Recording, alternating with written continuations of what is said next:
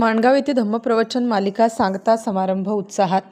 बौद्धजन पंचायत समिती तालुका शाखा माणगाव सर्व उपशाखांतर्गत आषाढ पौर्णिमा ते अश्विन पौर्णिमा वर्षावास धम्मप्रवचन मालिका पर्व दुसरे सन 2025 चा सांगता समारंभ सोहळा दिनांक मंगळवार दिनांक 7 ऑक्टोबर 2025 रोजी भारतरत्न डॉक्टर बाबासाहेब आंबेडकर सांस्कृतिक भवन माणगाव येथे विद्यमान शाखेचे अध्यक्ष रवींद्र मोरे यांच्या अध्यक्षतेखाली मंगल मैत्रीत संपन्न झाला। या कार्यक्रमाच्या प्रारंभी मुंबई गटप्रतिनिधी अनंत शिर्के यांचे शुभ हस्ते बोधिसत्व डॉक्टर बाबासाहेब आंबेडकर यांच्या प्रतिमेला पुष्पहार अर्पण करण्यात आला।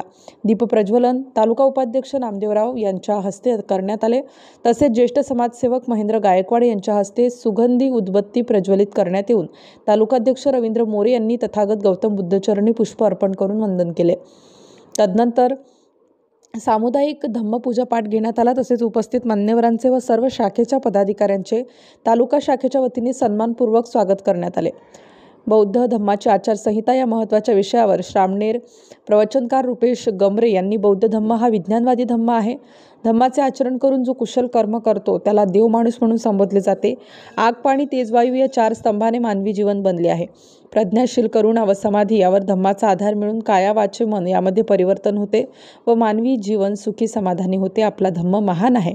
आज धम्माचं रक्षण करा, उद्या हाच धम्म प्रत्येकाचे रक्षण करेल, असे प्रभावशाली प्रबोधन रुपेश गमरे यांनी केले।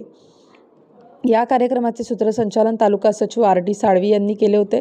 माजी सहाय्यक गटविकास अधिकारी महेंद्र गायकवाड, भोजनदाता राजकुमार मोरे, श्रामणेर रुपेश गमरे, उद्योजक जगदीश जाधव, नंदकुमार कांबळे या मान्यवरांचे या कार्यक्रमात विशेष सत्कार करण्यात आला।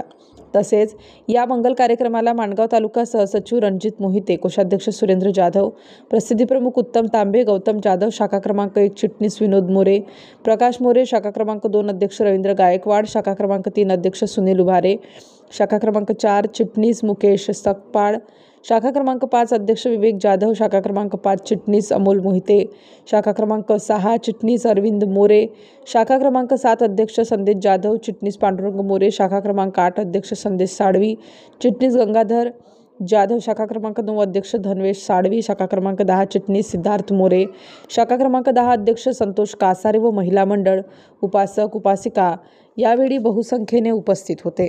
महाराष्ट्र पोलीस न्यूज 24 साठी माणगाववरून उत्तम तांबे, संपादक रायगड जिल्हा। पिल्लू आता ठुंदे खाऊन झालं ना, झाकण लाव, ते धुळलं जाते तुझं खायचं ते।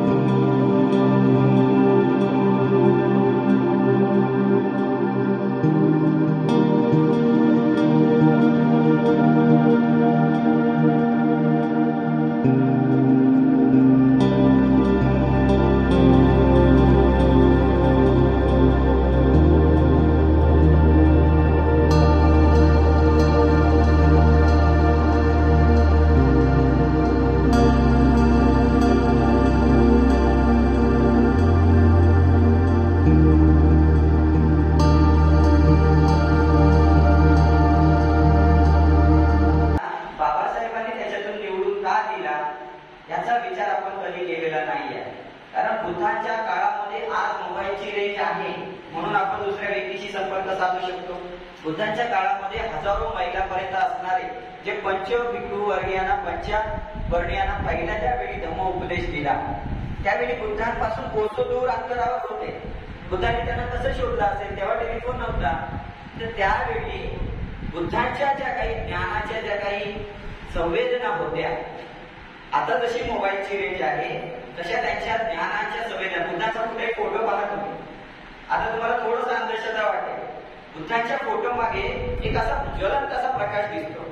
कोणताही फोटो पहा, एक प्रकाश दिसतो की नाही? तो प्रकाश म्हणजे बुद्धांच्या ज्ञानाच्या चेतना आहेत.